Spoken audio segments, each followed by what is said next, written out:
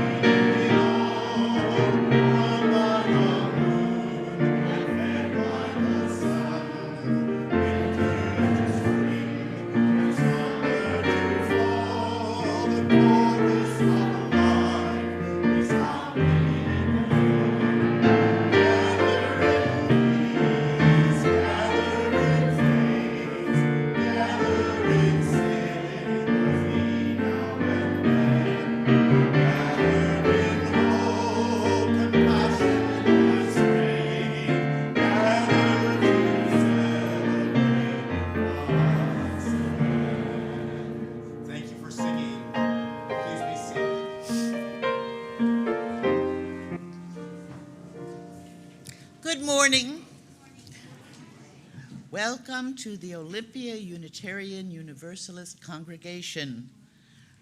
Welcome to this celebration of community. So many people, wonderful.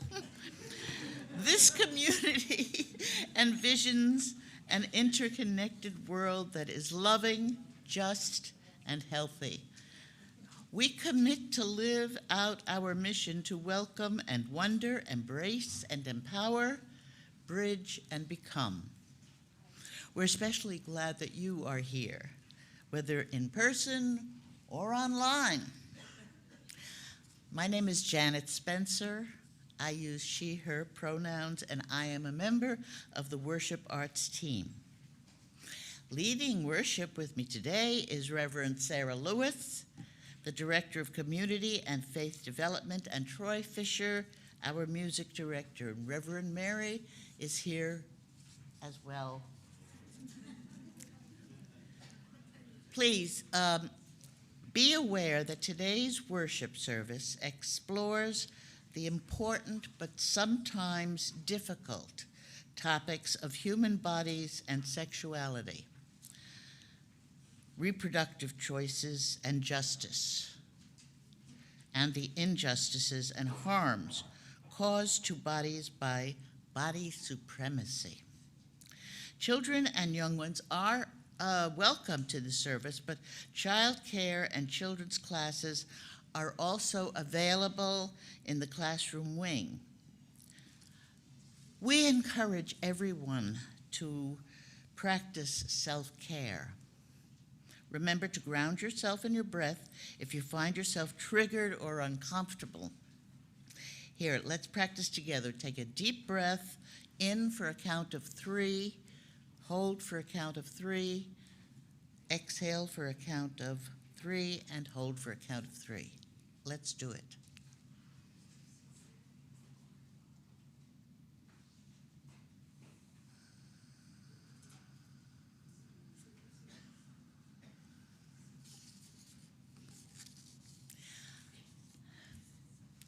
And finally, remember you can reach out to our pastoral care team. There is a pastoral care team member here today, and later contact information is in the order of service and will be in the chat for those online if you want to reach somebody.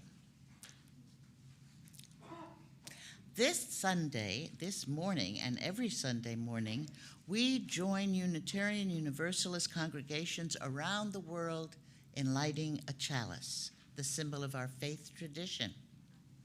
Please join me as we light our chalices together with these words from Love Can Transform the World by Maureen Killoran. Love is the aspiration, the spirit that moves and inspires this faith we share.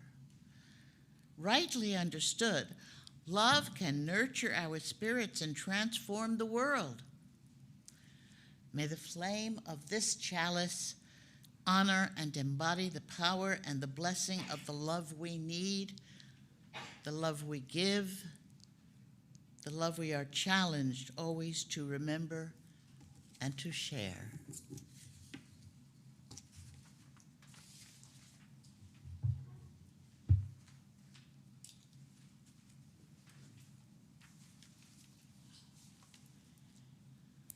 Good morning. I'm Reverend Mary Gear. I serve as the minister for OUUC, and I use she, her pronouns. Today, I bring the sad news that we have lost another OUUC member. Some of you may know that longtime member Karen Kruger has died. Karen died peacefully at St. Peter's Hospital on Friday at the age of 72. She had been ill for quite some time, and she died peacefully in the company of people who loved her.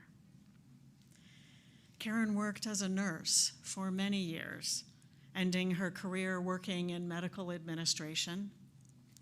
She also ran a business that she inherited from her father, running it on behalf of her family. She cared for her father's legacy as she cared for others. Karen joined OUUC in 1998 and served this congregation in many ways. Karen and Melanie Ransom together are responsible for OUUC's sewing ministry, and Karen donated much of the equipment and fabric that the sewers use. Susan Southwick, who is a member of our pastoral care team, delivered one of the sewing ministry's lap quilts to Karen just a few weeks ago. This is what this quilts look like, made from beautiful fabric, much of which Karen donated, and we deliver them to our folks so that they know they are surrounded in our love and care. Karen also donated the fabric for the beautiful quilt that graces our sanctuary. Karen's friend Nancy Welton said that Karen was a member of 3 quilting groups, and she was a lover of the fiber arts. Karen was an avid reader and joined an OUUC women's book group a few years ago when everything went on Zoom. Remember that? She was delighted to participate in many groups and classes online. Karen was an advocate for LGBTQ justice and a member of several women's groups. Melanie told me that Karen was on the search team that found Reverend Arthur Vaney, OUUC's longtime settled minister in the early 2000s. And with her wry humor, Karen assumed sole responsibility for finding Arthur and for his very successful ministry here. Karen described herself as a cat lady and has 2 cats who will need new homes. If that's something you can help with, please contact the office. Karen's friend Nancy described Karen as a person who loved life and who was strong-willed, holding on to life even when others would have been broken by illness and by pain. Karen never gave up her will to live. Karen is survived by 2 brothers and several nieces and nephews and many, many dear friends. We extend our love and care to them as they mourn this loss. Today, we honor Karen as a devoted and generous member of our community. May we be inspired by her spirit of life and love of beauty, and may her spirit be at peace. Let's pause for a moment as we light a candle in memory of Karen Kruger.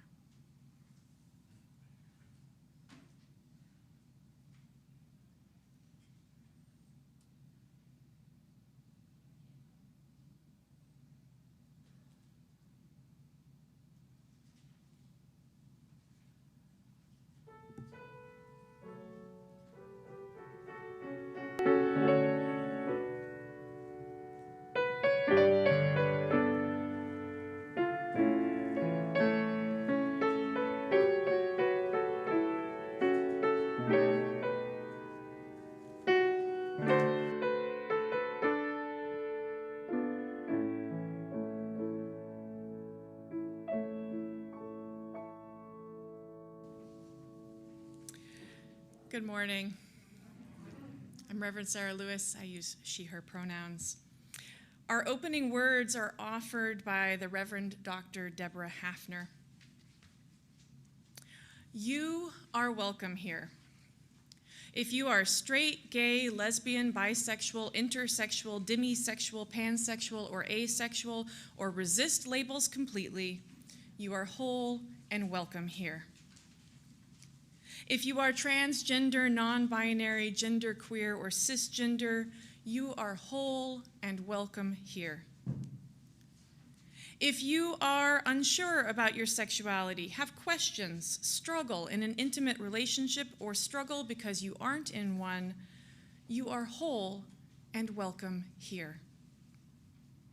If you have had an abortion or an unintended pregnancy, given up a child, had a miscarriage, have AIDS or HIV, struggle with infertility or sexual dysfunction, you are whole and welcome here. If you have been the victim of sexual abuse, sexual harassment, or sexual assault, you are whole and welcome here. If you have made sexual decisions or had behaviors that you regret, you are welcome here, and we will help you offer restorative justice and healing. Your sexuality is holy and sacred and an integral part of who you are. You are whole and welcome here. As Unitarian Universalists, we will side with you, love you, and fight for your rights. We seek to create a world where sexuality and sexual diversity is celebrated with holiness and integrity. Come, let us worship together. Together again, out of the Teal hymn book, hymn number 1074, Harry Belafonte's Turn the World Around. I invite you to join as you wish, and those of you joining online, you can find the lyrics posted in the chat.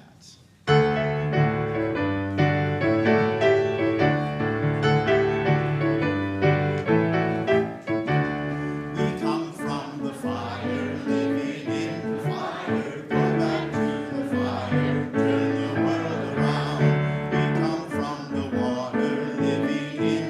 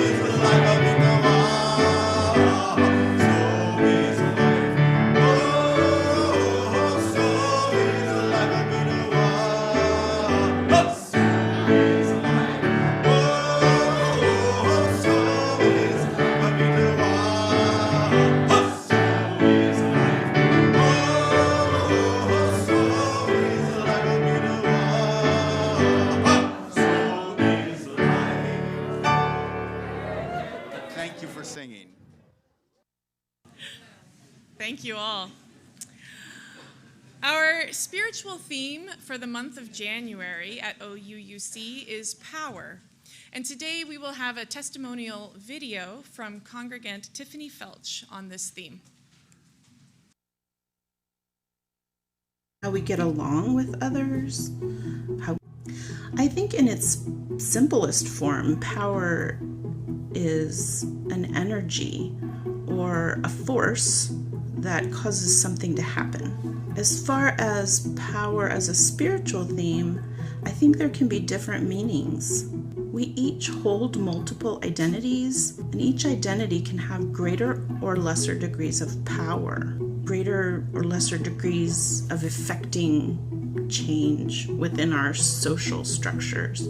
I also think of a secondary meaning of power as being the power to choose, our own personal power to decide. We as UUs like to exercise our analytical minds, and the power to choose what we believe or how we act is central to our shared beliefs.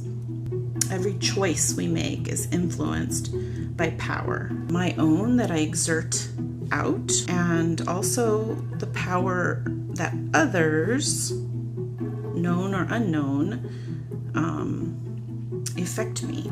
Everything from what we eat to what we buy, how we get around, how we communicate, how we get along with others, how we vote, how we spend our time and resources and money. We as UUs have a shared tenet of social justice. We have a goal to disrupt the abuse of power and to work towards a more just and equitable world. The thing about power that I struggle with is that I was raised by a society to buy into the goal of getting as much power and privilege as I could. The hoarding of resources and wealth, incessant striving and achievement, advancement, the grind it's called. These are all ways of getting power and holding on to power, all while denying those aspects of myself that are more marginalized parts of my identity. It can feel a little bit like leaving power on the table, and it's somewhat of a countercultural act. I believe that it is the direction that we shall work towards so that everybody has a more equitable chance at living a life of meaning and with ease and having basic needs met. At OUUC, we have work to do to continually address issues of power and privilege within ourselves and collectively in our congregation and the wider world. We have that power to choose a better way forward. How we share decision-making authority, how we make financial decisions, or how we govern ourselves, who and how we welcome folks, who we consult, who we support with our financial means. I think all of these issues can only be strengthened by an interrogation of our systems that we have in place and improving our literacy and fluency around power and privilege and acting in alignment with our values.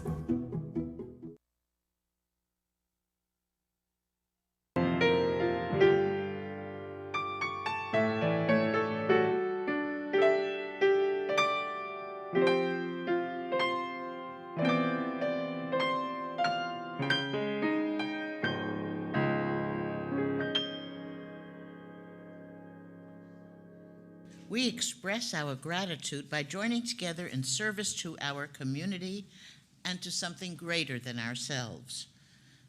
The offering collected here does two things. It supports the ongoing work of OUUC, which is also supported by your regular pledges. This offering also supports an organization that serves our community in harmony with our Unitarian Universalist values. Our Share the Plate organization for January and February is the Community Kitchen. The Catholic Community Services Community Kitchen provides life-sustaining meals to those living unsheltered or in temporary shelters.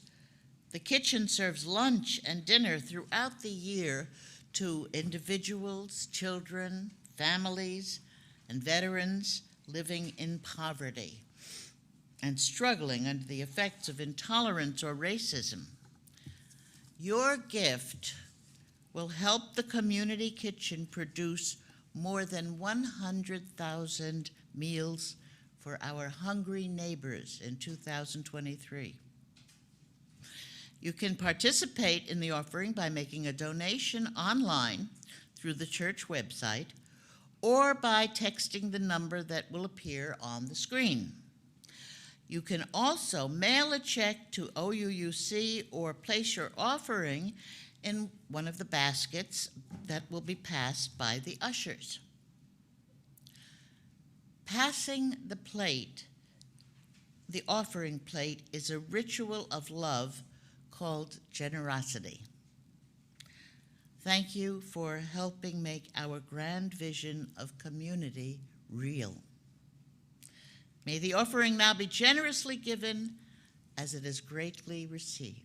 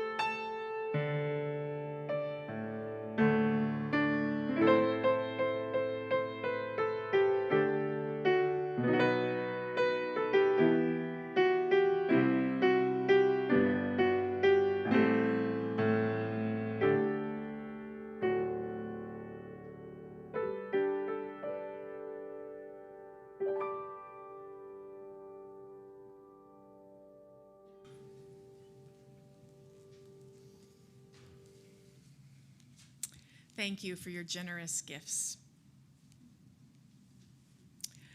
This sanctuary that we create together is a container for all our stories, the ones we share and the ones we hold close and quiet in our hearts. The stories that bring us joy and fulfillment, and the stories that break us open. The stories that change and grow with us, and the stories that we outgrow and leave behind. Each and every one of you carries a lifetime of stories every time you enter this space. This morning, there may be stories from your life that surface in unexpected ways. And so I invite you into a ritual to hold space for your story, whatever it may be. And if you need support after this service, please do not hesitate to reach out. So as we light a series of candles for the different paths we have taken, if you recognize yourself in one of these prayers, I invite you to put your hand over your heart wherever you are and know that you are not alone. There is someone else in this gathered community holding their hand over their heart also. After each candle is lit, there is a congregational response for you all to say.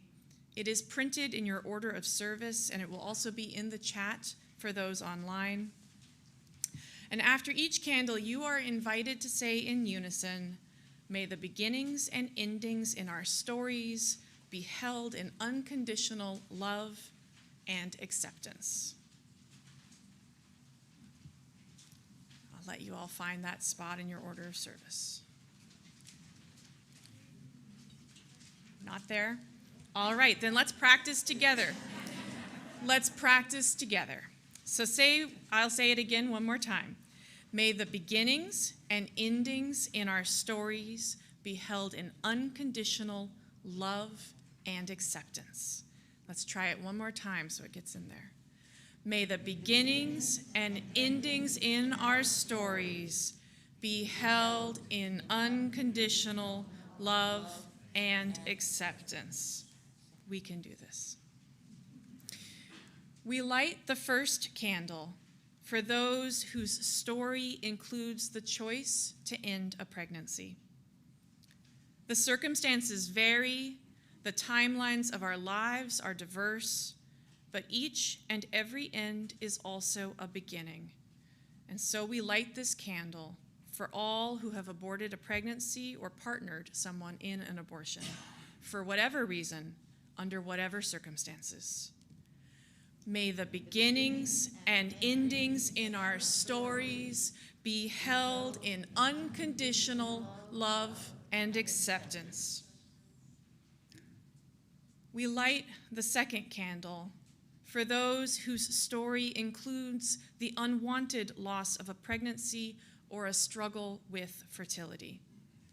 The circumstances vary, the timelines of our lives are diverse, but the pain of infertility, miscarriage, and stillbirth are too often held in silence.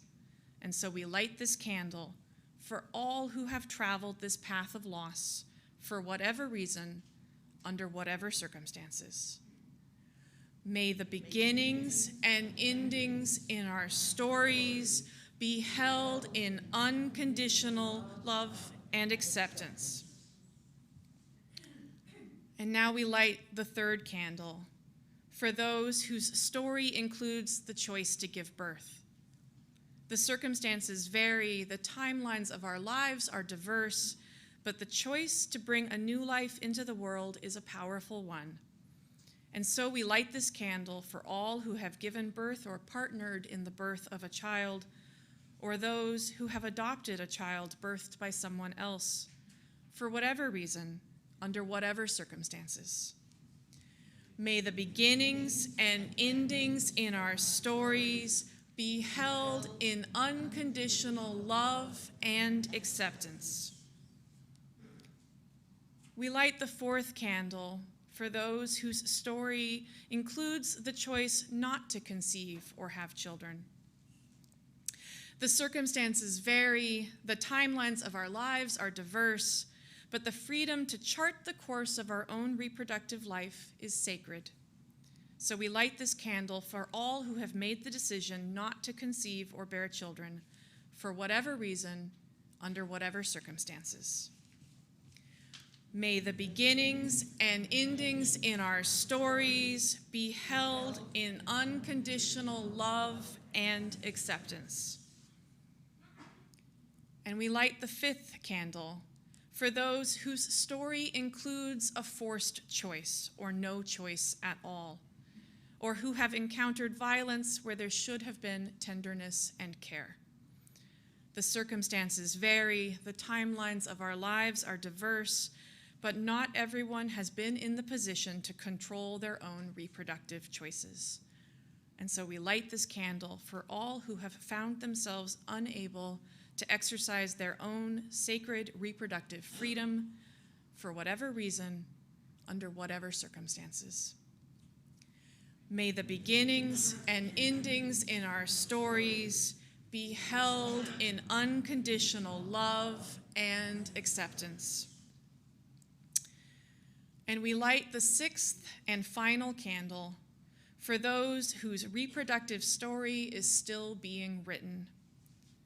The circumstances vary, the timelines of our lives are diverse, but the future unfolds in surprising and unexpected ways that can be both beautiful and heartbreaking. And so I light this candle for all who are at the threshold, who have agency and choices still to make in their reproductive lives, for whatever reason, under whatever circumstances. May the beginnings and endings in our stories be held in unconditional love and acceptance. May the flames of these candles and the stories that they represent remind us of the fire of commitment we carry inside to ensure that all people have freedom and agency over their reproductive choices and their bodies, and that reproductive justice is upheld as a fundamental right for this and future generations. Thank you all.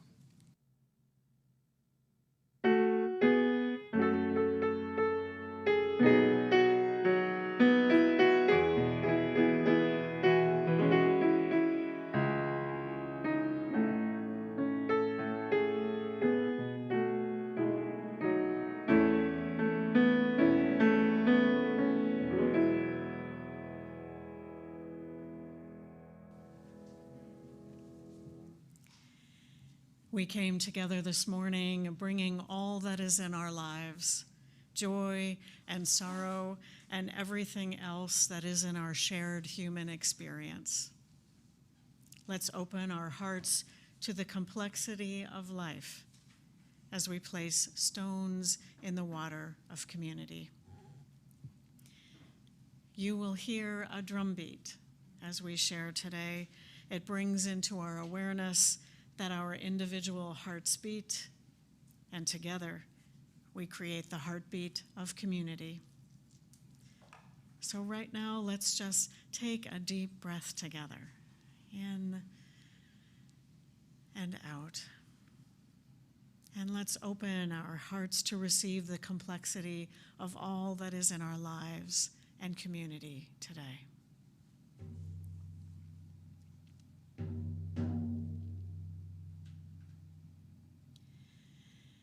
We send our love and care to the family and friends of Karen Kruger, who died on Friday. Karen was a vibrant member of our community, and we miss her.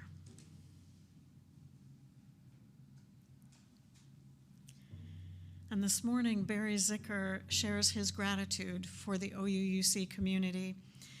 He wrote this: 10 years ago, I went in for a quad bypass heart surgery. 5 days prior, our contractor told us that they discovered asbestos insulation in the ceiling and we had to vacate the house immediately. I will never forget how grateful my family and I were to have so many people just show up to help us move our belongings. Today, I am 50 pounds lighter and going strong in our completely rebuilt house, thanks to the OUUC community for all the love and support over the years. Barry, may your heart continue to beat strong and your home remain a place of refuge. For those online, I invite you to share from your heart by entering on the screen, in the chat rather. This is a time to share everything that you wish, joys and sorrows, and whatever else is shared from your heart. And those in the sanctuary will be able to see your sharing on the screen. And for those in person today, I invite you to come forward if there's something you would like to bring into this community. You may place a stone in the water as you hold your sharing in your heart. I invite you to come up by the side aisle and return to your seats by the center aisle. Let's hear the heartbeat of our community as we reach out our hearts in love and care to all who share.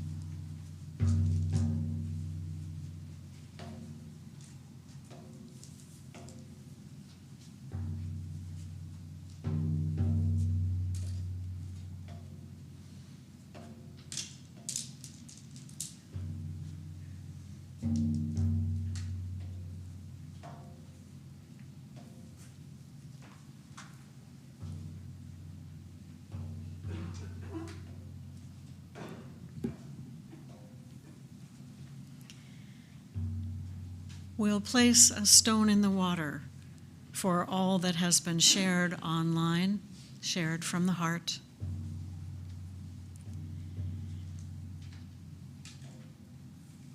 And we'll place one more stone in the water for all that we hold in our hearts and that remains unspoken.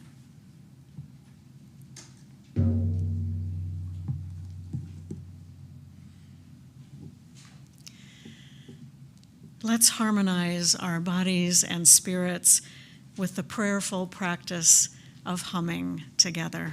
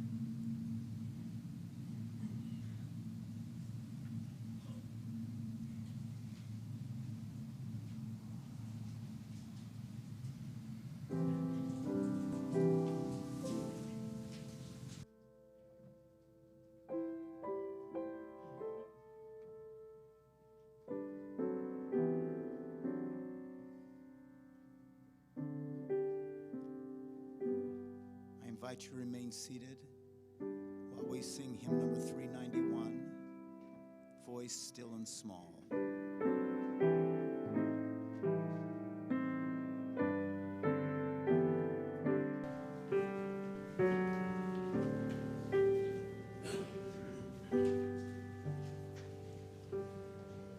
Voice still and small, deep inside.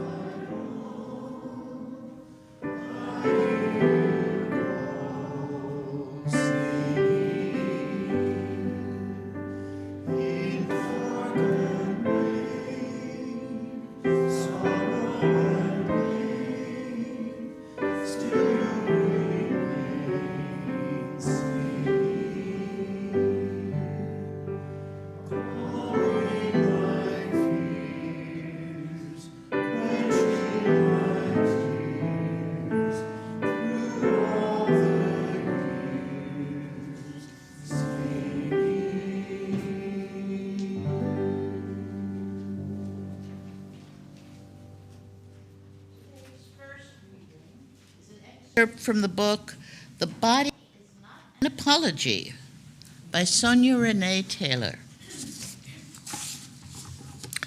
Humans are a varied and divergent bunch, with all manner of beliefs, morals, values, and ideas.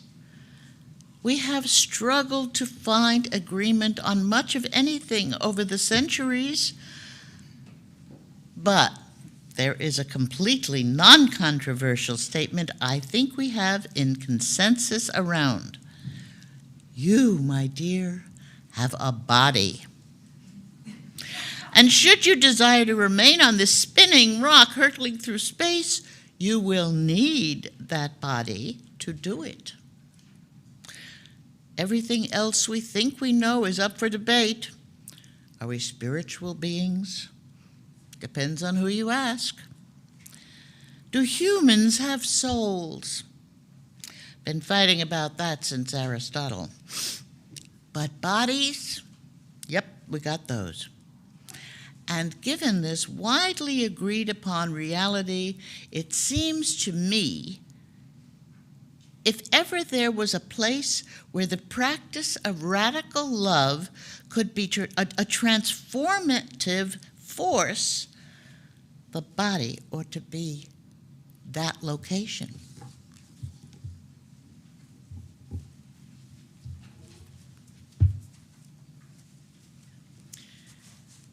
So the first part of my homily, sacred bodies.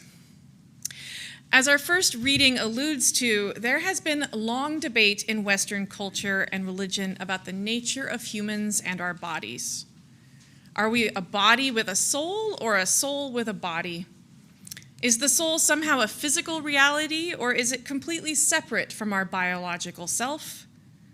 In philosophy debates dating back to the Greeks, dualism, materialism, or something in between has been argued back and forth. Jewish and then Christian thinking about the body have further complicated the question. On the one hand, we humans are literally made in God's image, but on the other hand, we have a fallen nature. Purity laws and concerns have made bodies, especially menstruating bodies or pregnant bodies or postpartum bodies, but also sick bodies, into something impure and to be avoided. Then Christianity added the new wrinkle of the idea of God incarnated in human flesh, and that through the communion ritual, we all could also become one with the body of God.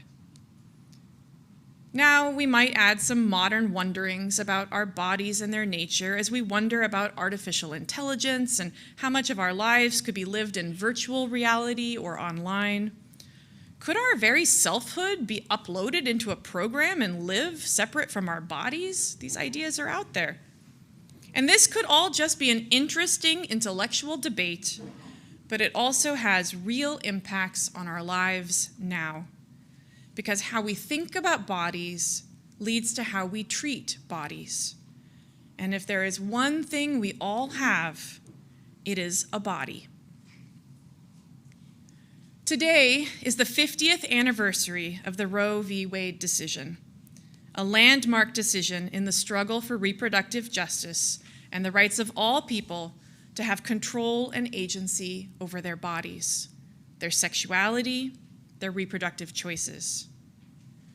But that struggle never really ended, which became very apparent to us all when our current Supreme Court overturned Roe last year. We are now seeing laws that limit access to needed reproductive health care all over this country. And those laws exist in a context of other efforts to legally limit trans rights, gender-affirming health care, and sexuality education. It is all part of an effort to control and regulate bodies. Now, governmental body control is seen around the world, from the 60-plus countries where homosexuality is a crime, to New Zealand having a limit on body mass index for immigrants, to a 2012 measure in Greece that allowed authorities to detain people suspected of having HIV. Historically, and not really that long ago, in this country we have seen forced sterilization of those found to be mentally ill or quote-unquote deficient, and so-called quote-unquote ugly laws that banned disabled bodies from public spaces. There are many, many ways that government can try to control and regulate our bodies and our beings. But we also don't need to legislate body control. We humans are quite capable of using other methods, including cultural hygiene and hair norms and standards, diet culture, sexualization, advertising, peer pressure, rape culture, and interpersonal violence. I am sure that there are many stories and histories of body shame, control, or violence among us here today. Please know that you are not alone, that you are loved and worthy of love, and there are others here for you to help and to hear your story. My own story of body shame and control includes the self-inflicted violence of an eating disorder. I say self-inflicted, but I had many, many co-conspirators in that violence that was done to my young body to try and shape it into an ideal that had nothing to do with my health or well-being. It has taken me so many years and so much work to get to a place of healing in my self-care and my self-love of my body and my relationship with it and with the food that nourishes it.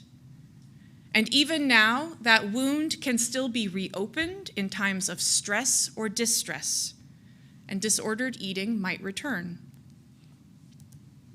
What wounds do we all carry? And even if we carry them well, how are they still present with us? These wounds are not mere accidents either. These body standards and controls are not random. They are embedded aspects of other systems of oppression and exploitation that are present in our world. White supremacy and racism is about bodies. Heteropatriarchy is about bodies. And capitalism and its use of humans as labor is about bodies. Making us turn on our own bodies is one of the methods of these systems of oppression. I think this is beautifully expressed by Black author Cole Arthur Riley in her book, This Here Flesh. Quote, I think whiteness knows that the more detached I am from my body, the easier that body will be to colonize and use toward whiteness's own ends. It desires that my mind be fixed firmly on an immaterial realm, that I become numb to any present material injustice. Yes, fixing our mind on an immaterial realm can lead to numbness to material injustice. There are many ways that we may try to escape the flesh and the material realm, but my friends, this is where we live. We are infleshed beings. Now, I love that word, infleshed, one definition of which is to make manifest and real in the world. We are manifestly real beings of flesh and blood. Now, in my theological framework, as a Unitarian Universalist and a religious naturalist, our biological nature is sacred in and of itself. We are miraculous beings made of stardust in the midst of an unfolding story of evolution and transformation and vastly complicated webs of interdependence and relationship. We are love and creativity made real and manifest. Or, here is a theistic frame for the sacred miracle of the body, offered again by Cole Arthur Riley in This Here Flesh. Quote, I cannot see the face of God by rejecting my own, end quote. We cannot see the face of God by rejecting our own. We cannot bring more love and care to the interdependent web of life by doing harm and violence to the spot on that web that is us. We cannot find transcendence and peace by rejecting the body. To make spiritual truths manifest in this world, we need to remember the sacredness of the flesh. To combat systems of oppression and make the beloved community, the healthy interdependent web of life, or the kingdom of heaven real in this world, we need to hold all bodies as sacred. And we each need to start with our own, the one we have, the only one we can have. We need to practice some radical love on ourselves.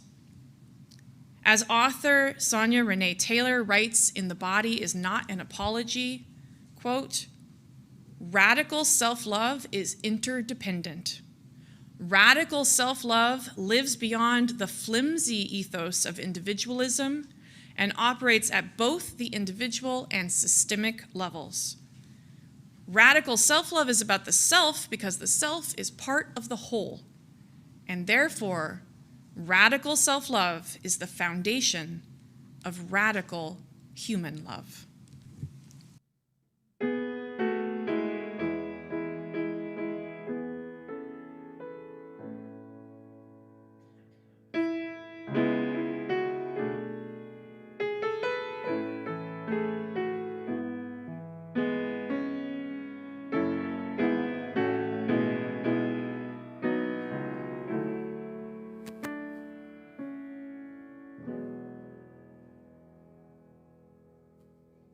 Reading is Choice by Alex Capitan.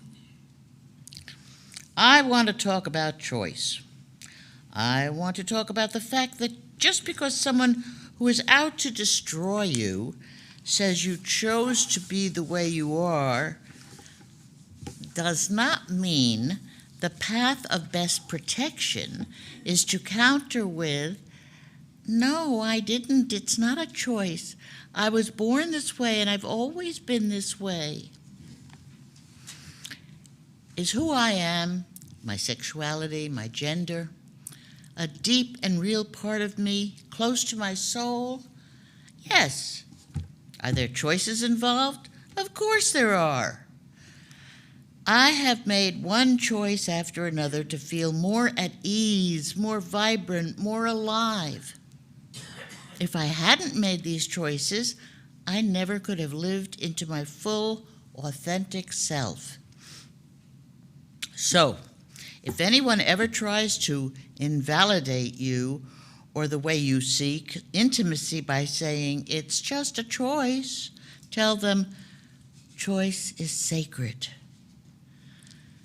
Tell them the inherent right of every person to have full authority and agency over choices they make about their lives and their bodies is a spiritual and human imperative. That there is a word for this, and it's liberation. That there is nothing more worth fighting for. Tell them that in your faith tradition, we don't love people despite their differences or because they can't help being different. We love people because of their differences and because diversity enriches our world and our communities. Tell them that in the final reckoning, there is only one choice that will be judged, and that's their choice. Tell them you hope they choose love.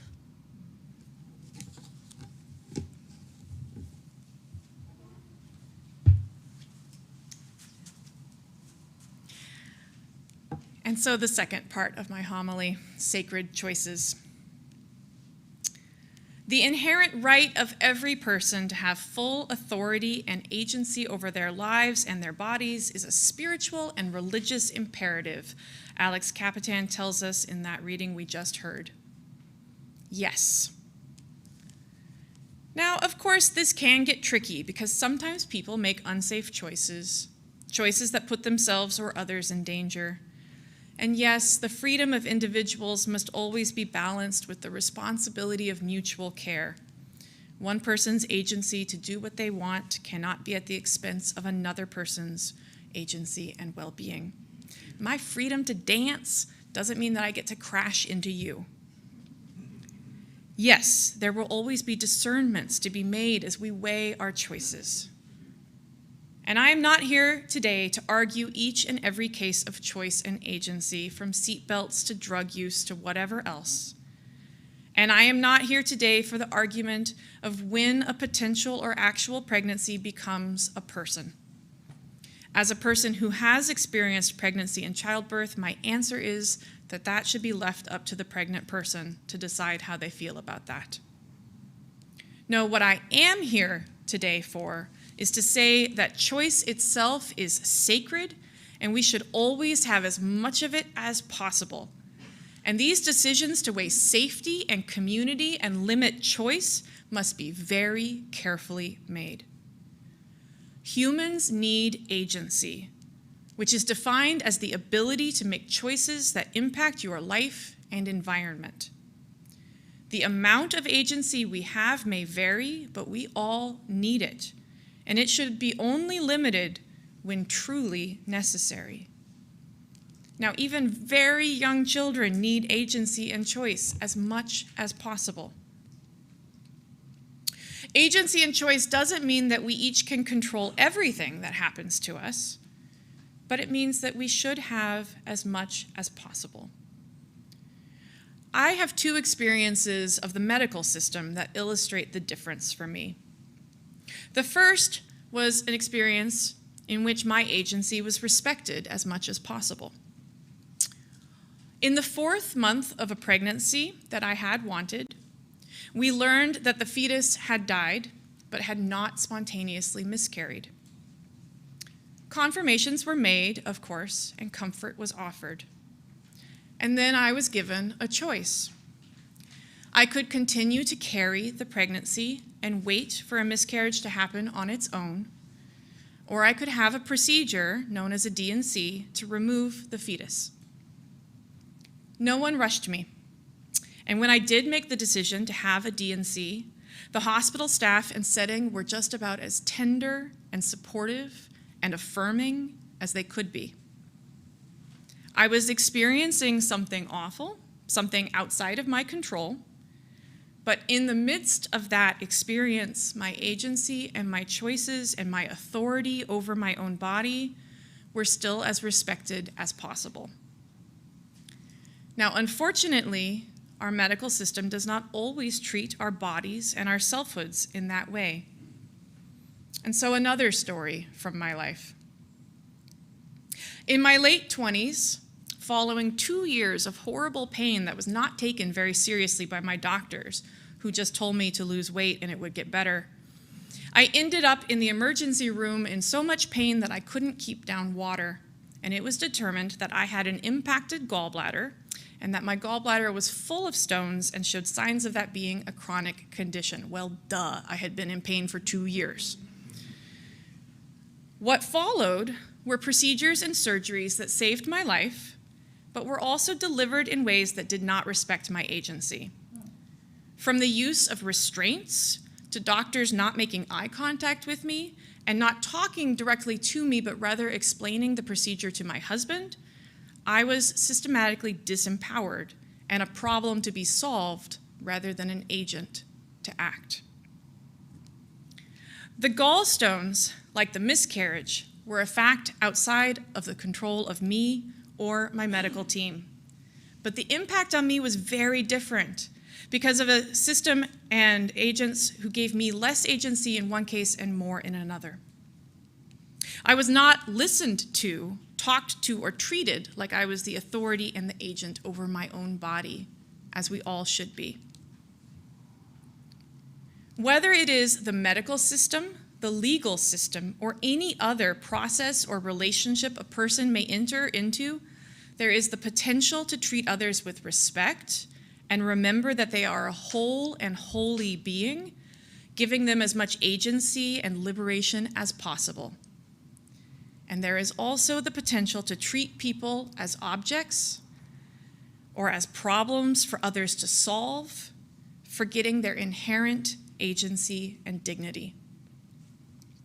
Humans and human bodies are always beings, not objects, and not problems to be solved. Humans deserve real choices and to live in a consent culture. Consent culture respects the agency and authority of each individual over their own body. It allows for different choices. There is the possibility of a real and genuine no or yes or maybe or under certain circumstances. And consent culture extends to the systemic and policy level as well as the interpersonal. All people, all bodies need access to as much agency and choice as possible. They need to be involved in policy making that affects them, as we are taught by the disability rights movement mantra of nothing about us without us. They need to have access to the resources and information necessary to make their decisions, including their medical decisions, including their reproductive decisions, including their gender identity and sexual orientation decisions, including their relationship and sexual behavior decisions. We all need choice. UU minister Rebecca Parker writes this about choice in her 2004 sermon titled, "For All That Is Our Life." Quote, "The power to choose is the power of life in the midst of brokenness. Without choice, tragedy, impasse, and despair are the last word. And with choice, creativity, responsibility, and possibility enter the conversation. With choice, human beings enter into fuller personhood, becoming creative agents in the world who can transform life in the direction of greater justice, safety, and joy. Embracing creativity and responsibility is a spiritual value that applies beyond the questions of pregnancy and childbirth. To know that we have choice is to know that life is not predetermined, that we do not simply have to comply with established structures, rote patterns, or the dictates of despair. It is to know that we are not helpless in the face of overwhelming events. Where there is choice, there is life." End quote. We, each of us, have many choices to make. May we have full agency and be resourced to make the choices that are right for us. May we be loved as we choose. May we choose with love. May we choose love. Let's be in silence together.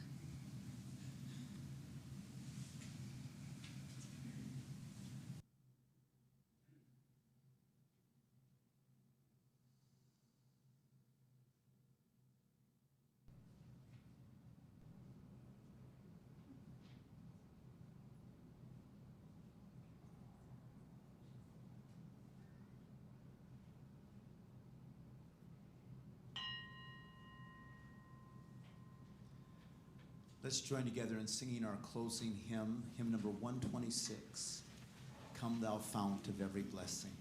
If you're joining us online, you can find the lyrics posted in the chat. I invite you to participate how you'd like to. Many stand.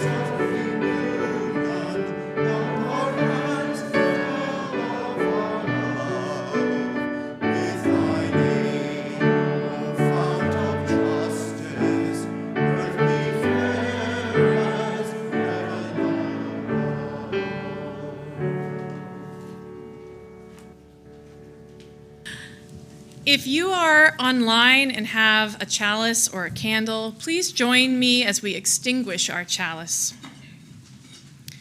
May we each carry this flame in our hearts, knowing that we are loved and worthy just as we are, and we are empowered agents of choice. What shall we choose? Friends, let us choose love. Blessed be.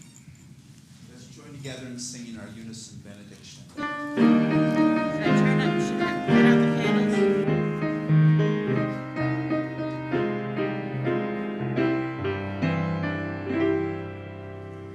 May you know the Spirit in you. May you know the Spirit in me. With loving and healing, doing and being. May you know the Spirit in